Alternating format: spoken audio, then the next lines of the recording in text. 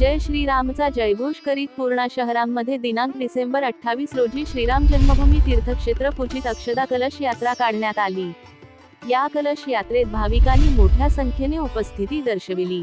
श्री अंबिका देवी मंदिर येथे दायमा कुटुंबातील वयोवृद्ध पुरोहित यांच्या हस्ते कलशाची विधिवत पूजा करण्यात आली।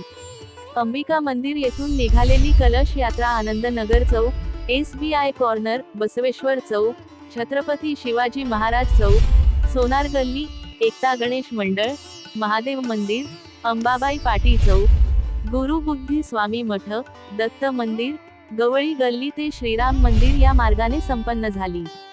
या कलश यात्रेचे ठिकठिकाणी सडा रांगोळी काढून स्वागत करण्यात आले। श्रीराम मंदिर येथे या कलश यात्रेची सांगता झाली।